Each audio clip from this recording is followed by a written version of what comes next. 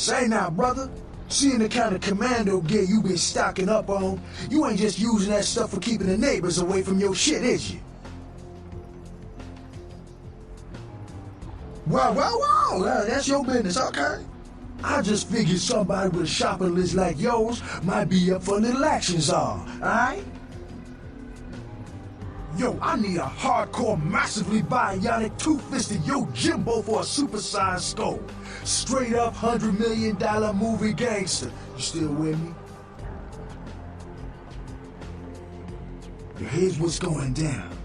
I got a tip that the Chinatown Tone and some local boys will meet down at a nearby parking garage to carry out a business deal. Now, I can't tell you what they is exchanging, but let's just say a certain client of mine is ready to drop some Uncle Sam-sized bucks to acquire what's in briefcase number 1.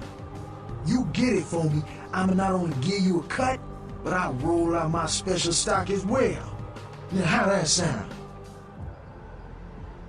Yeah, that's what I like to hear.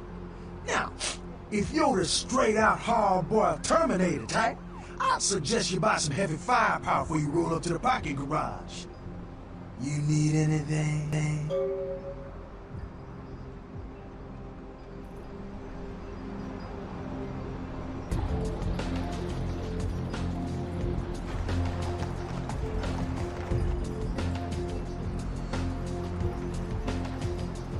Partner!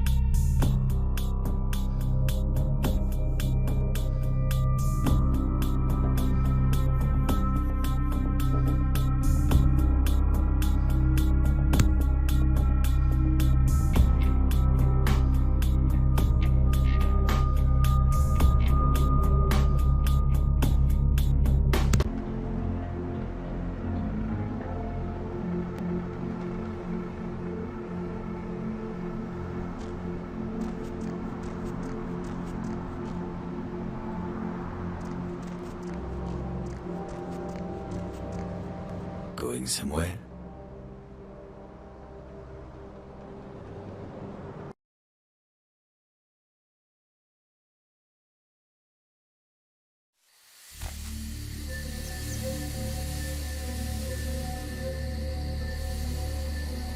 You? What are you doing here?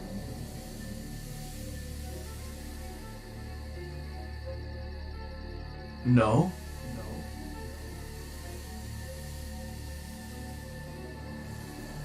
You should get out of here. This place is bad news. Pardon me.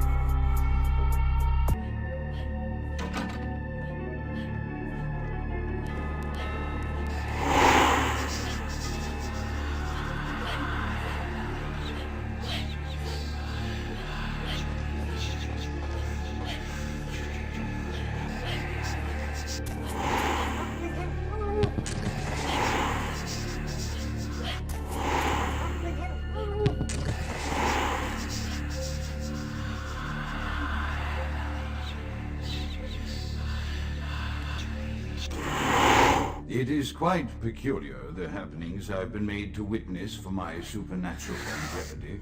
I'm thinking of one unfortunate phenomenon in particular of unique interest to my station, both as a professional and as a sufferer of this vampiric condition. It seems the stream of time has begun to erode the moorings of my chosen course of study, for the methodologies that gave birth to psychology are slowly disappearing. I find myself in an era that overlooks the physical component of psychological pathology time and again in favor of the sophistic practices of Freud. Phrenology, dactopintilism, and the rest of the old guard has fallen by the wayside, its champions all silenced in death, with my unique exception. Would that I could make my voice heard again, although it may be suspicious should I return to popular medical discourse 50 years after my apparent death. No, better that I continue my studies into the psychoses in secret.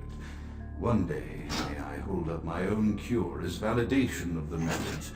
I am confident no cure for my condition or that of my beloved wife lies within our figurative minds, waiting to be unlocked by the correct combination of memories recovered from our childhoods. And I'm most certain it has nothing to do with the relationship between myself, my parents, and, say, genitals. Sorry, Sigmund, but I choose to stay my course. In time, too, may your star fade and disappear.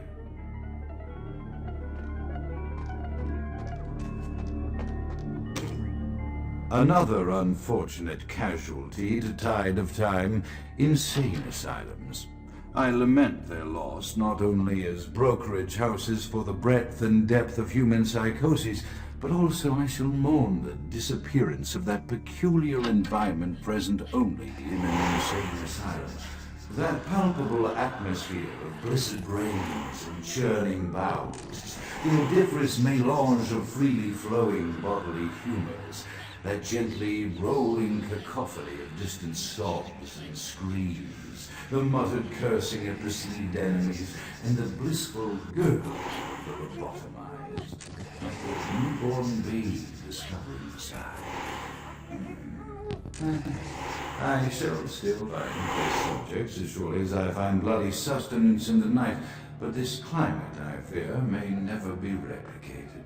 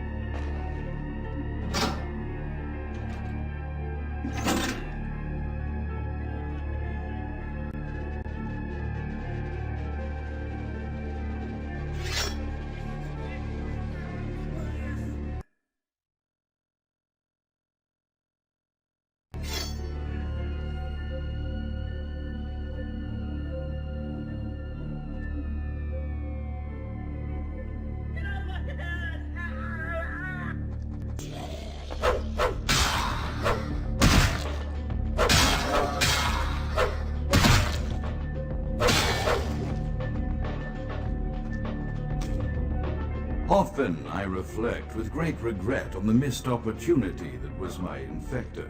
Had I been conscious after the attack, I could have stopped the orderlies from locking her in the roaming pen. What I would get. My studies proceed at a languid pace. I'm mired in a foul ennui as my wife's illness advances. My subjects grow restless without proper supervision, but I cannot pull myself back from this black depression. How many nights I've wasted now, gazing from the tower walk, pondering the frailty of existence.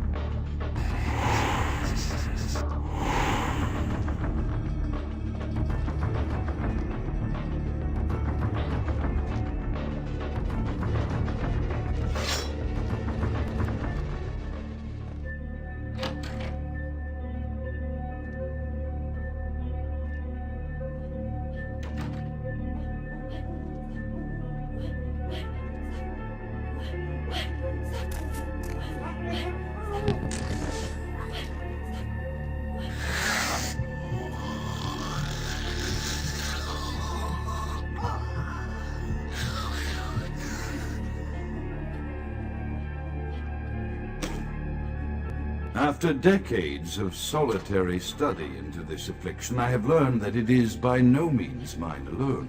Indeed, the city is home to an entire society of similarly afflicted individuals with whom I've only recently made contact. They are an understandably standoffish sort, by and large, but I have been able to confirm with them that the condition is indeed vampirism, which apparently comes in a multitude of strains, each with a spectacular set of symptoms such as invisibility and even a sort of lycanthropy. Through numerous official interactions with the governing body of this secret society, I have concluded that their fundamental understanding of the vampiric condition is woefully lacking and mired in suspicion and pseudo-religious dogma that would make a Turk balk for its strictures. Indeed, they seemed impressed with my studies and the eloquence with which I was able to present them. Apparently, the typical sufferer of my particular strain of vampirism is far from the vanguard of the King's English. So impressed were they that they even offered me an office in their government, a rather high office by the sound of things. I believe I shall accept. If nothing else, it should provide a lofty vantage point from which to observe the breadth and epidemiology of the affliction, so that I may move more expeditiously toward a cure.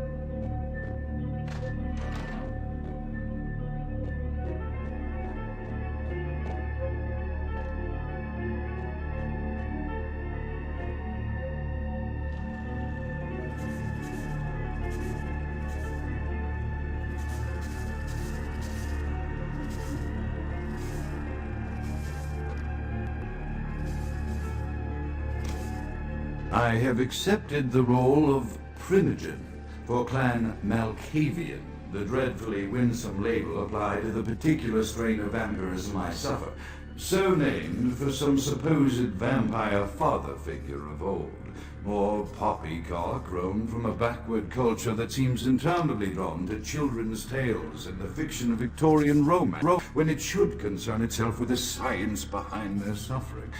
No matter. For I have taken this office for no greater reason than to advance my research.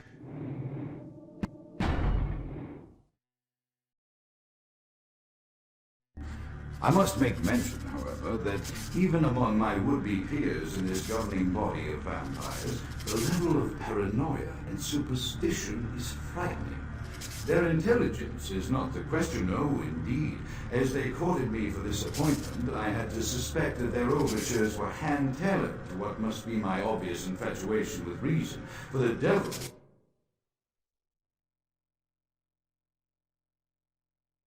would do well to have such honey-tongued tempters.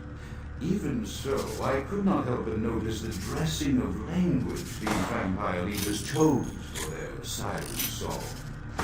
Whether it is born of habit, from addressing their unwashed, ill-educated subjects, or from their own deep-seated beliefs, their linguistic flourishes belie a faith in superstition over the providence of empirical reason that must be an all-pervasive theme in this society of darkest night. Damn it all, now I'm doing it too.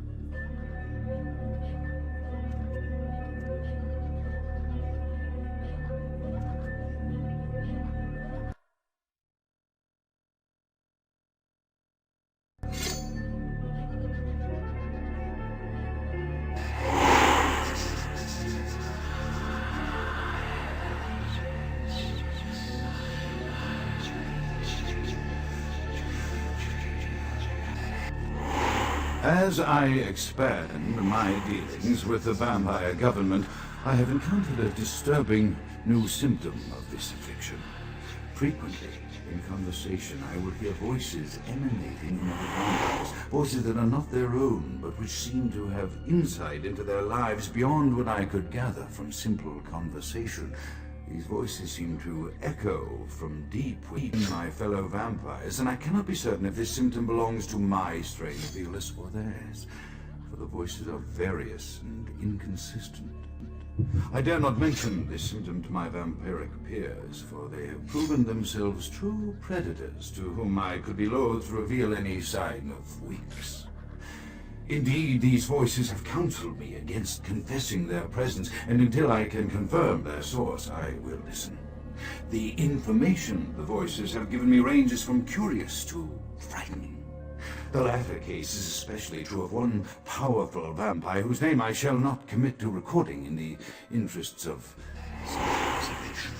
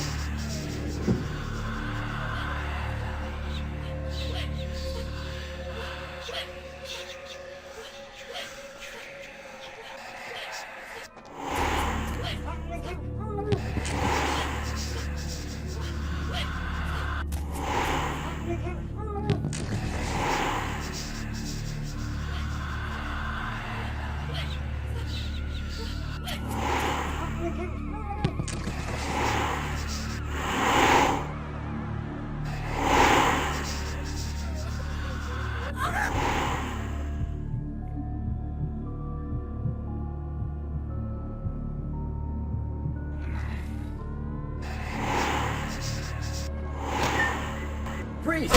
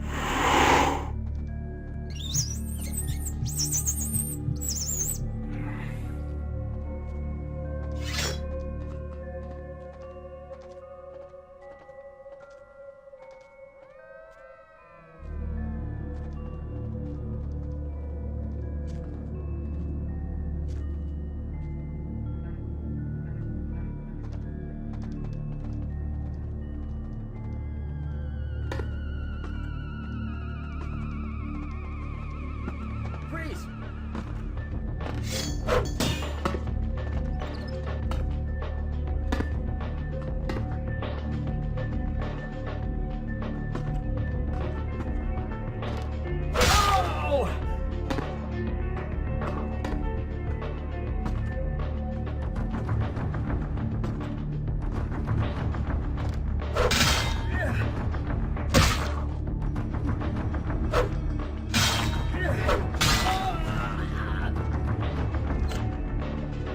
The voices have increased in frequency and direction of late.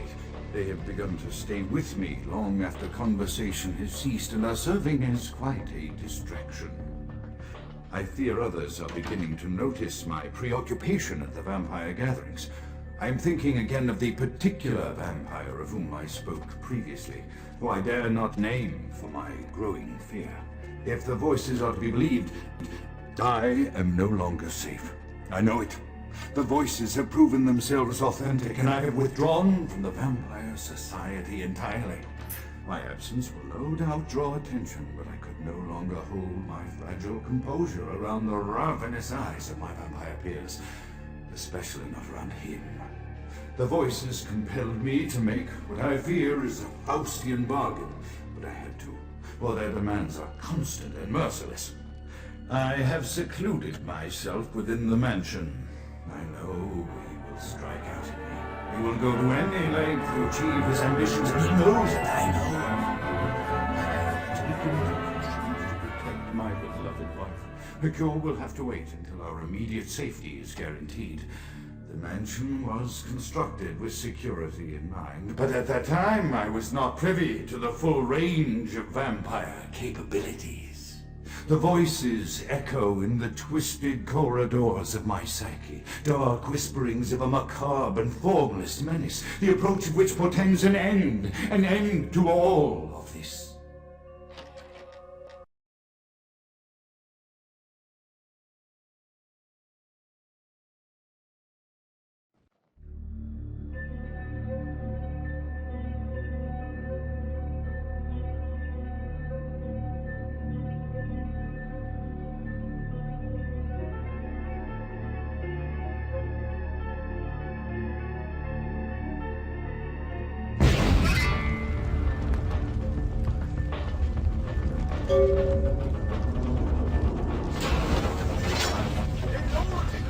By the flames!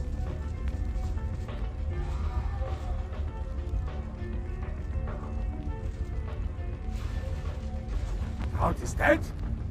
Pity it could not be by my hand. No matter. Soon your self-made kings and false prophets and all who bear the mark of the beast will be washed from the earth for the coming of the Lord. As you burn, tell them it was Grünfeld Bach who sent your damned soul to that lake of fire. All agents of Satan shall return to whence they came. Let this Reichsrat display serve as a promise to all who serve the Archfiend Lacroix. I'm coming for you, Lacroix. By the power of the Lord, I will cleanse your black soul.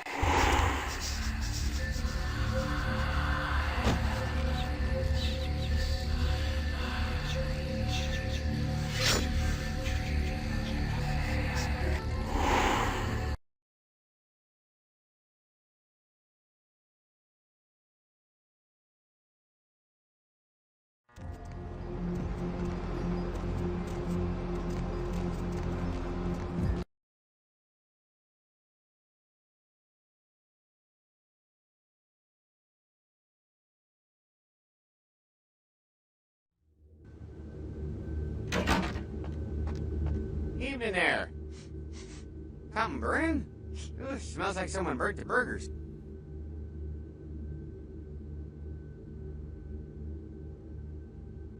Sure, I'll open her up for you. Jeez, I could go for one of them double-spaced burgers. Onions, cheese, bacon.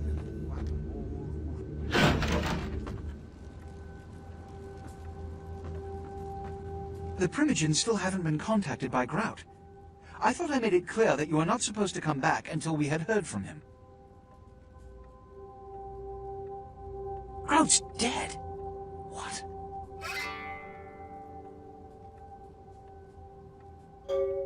Bach!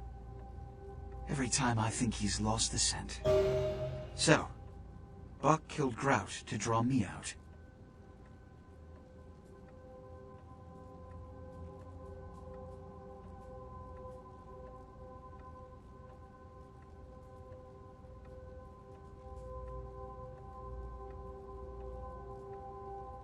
Bach is a hunter. They stalk and kill our kind to appease their god. But like many mortals, their so-called faith is nothing but a conduit through which they quench their killing urge. Who else would have killed Grout?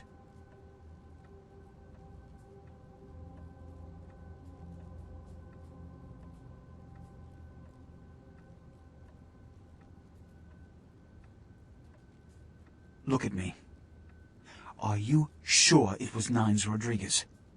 Because if it was, the consequences... Do you know where this might lead? Do you really have any idea?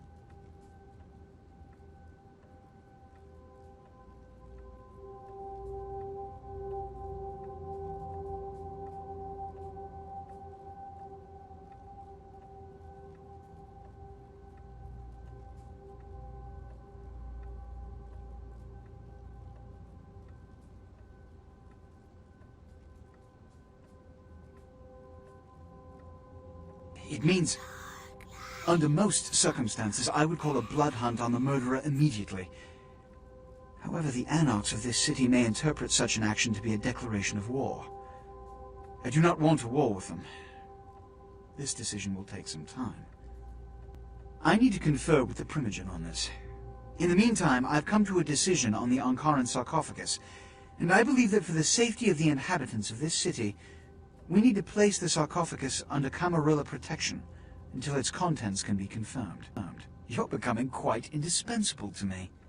So, out of all my available personnel, I'm going to entrust the retrieval of the sarcophagus to you. It was quietly delivered to the Museum of Natural History a few hours ago.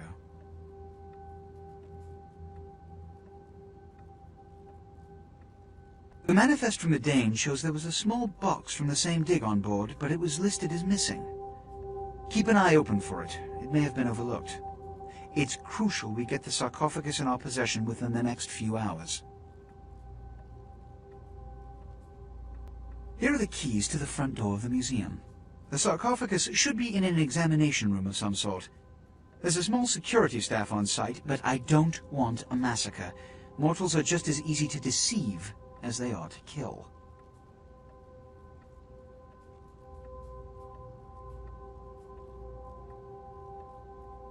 One or two, but that's all. My history with that family dates back to Bach's grandfather, who pursued me into Africa, where I killed him.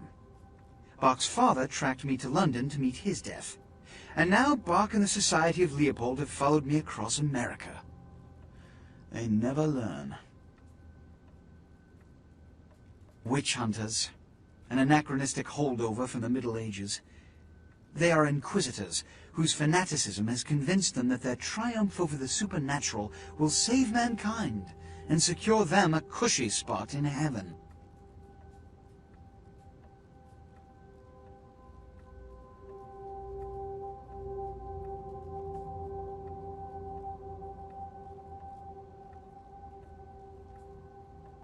There is a degree of immediacy attached to this task. Work fast. And, as on the Dane, you are not to open the Ankaran sarcophagus for any reason. Excuse me.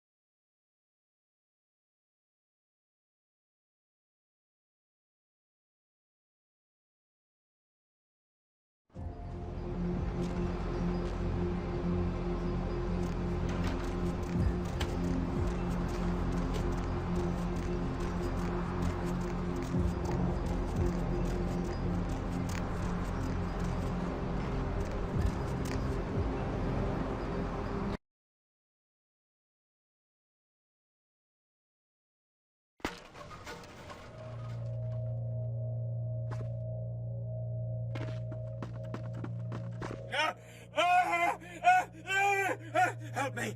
Help me! It's got them. It's coming for me now. It's coming for me!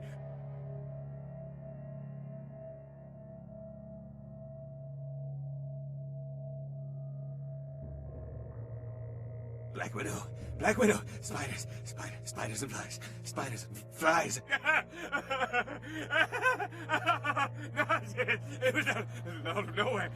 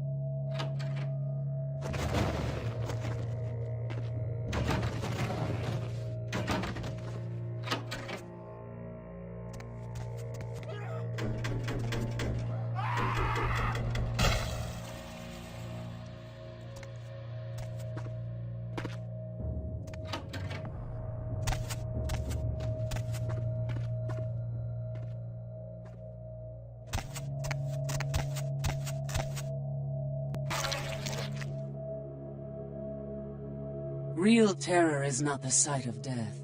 It is the fear of death. What is the fear of death? Terror of the unknown. Is it these eyes you peer into? No. I am not the unknown. You and I are closer kin than you and it were.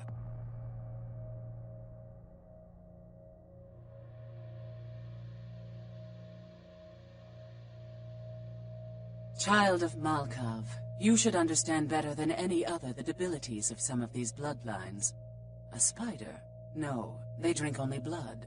My own condition is more like the mantis. I must also eat the flesh of these kind to survive.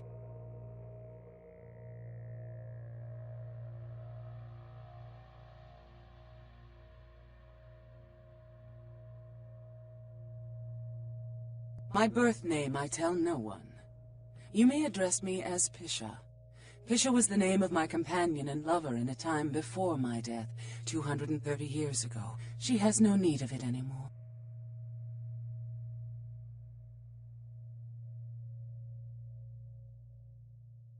My stay in this city is transitory. I seek relics of the occult traced here and would trade similar artifacts to acquire them. But if you wish to bargain with me, the kind upstairs must be sent down here. He has seen too much.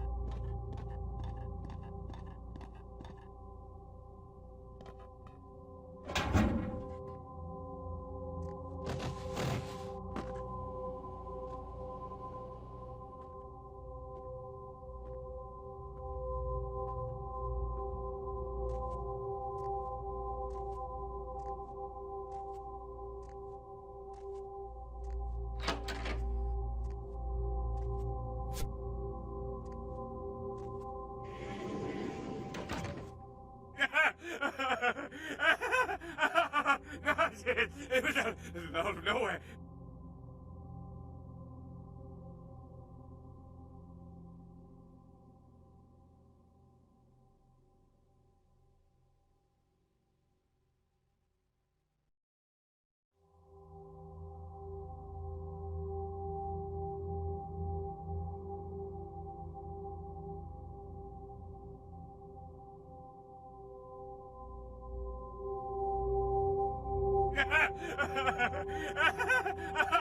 No, it was out of nowhere.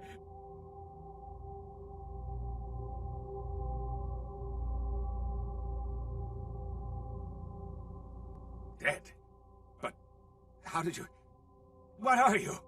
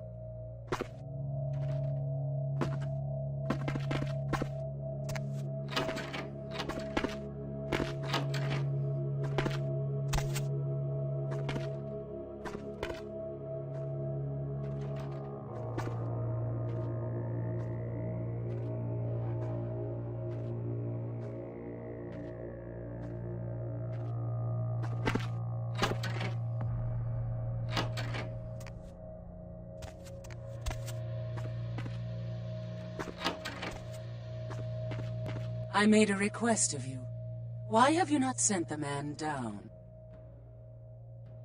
Disappointing. He will bring others, lawmen. This will be an inconvenience. I should have known not to involve a novice in this matter. I go.